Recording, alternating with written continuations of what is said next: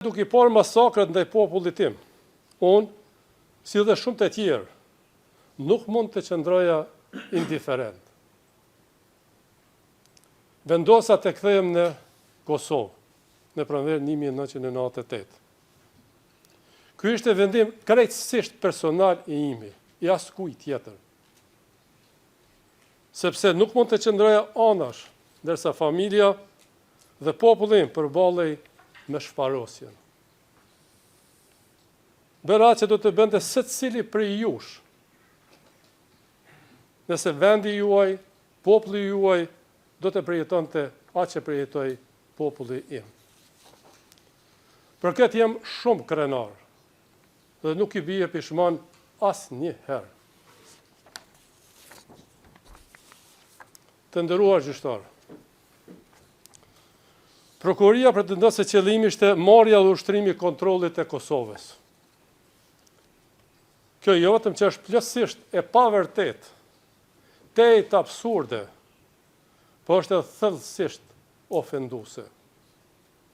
Është ofendim për kujtimin e mira heronjve që dhanë jetën për liri. Është ofendim për dhjetra mira viktimat e pafajshme të vrarë gjatë masakrave. Është ofendim dhe padrejt edhe për përpjekjet e NATO-s dhe aleancës perëndimore me të cilët unë bashkëpunova ngushtë. Të nderuar gjyqtar, më lejoni të përsëris një të vërtet përjetshme.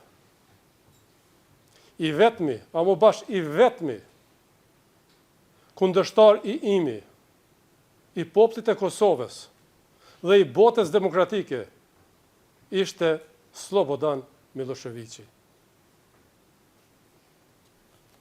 Është rënd ta dëgjosh këtë akuzë. Veçanërisht kur gjatë luftës, unë nuk e dija nëse do të isha gjallë prej orës në orë e prej ditës në ditë. Unë nuk isha I sigurt nëse do të shisha familjen time, gruan time e djalin e sapo lindur. E lere më të ndroja të ushtroja kontroll në Kosovë. Në Kosovën e pushtuar plotësisht për rreth 90 vite. Fakti që sa prej nesh sot jemi gjallë është krejtësisht rastësi dhe fat.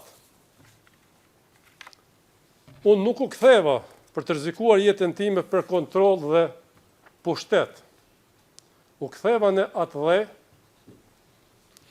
duke rrezikuar jetën time për liri dhe paqë. Pyetja që shtrohet sot është: marrja e kontrollit prej kuj? Kush? E vërtetë është se kontrolli dhe pushteti ishin plotësisht, ama plotësisht në gjithë territorin e Kosovës në duart e hekurta të Slobodan Miloševićit. As kuj tjetër.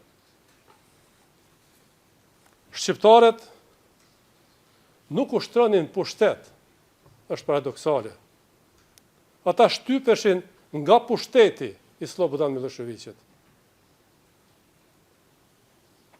Misioni ynë si popull ishte I qartë: mbijetesa, liria dhe paqja. Unë nuk isha fare iluzione.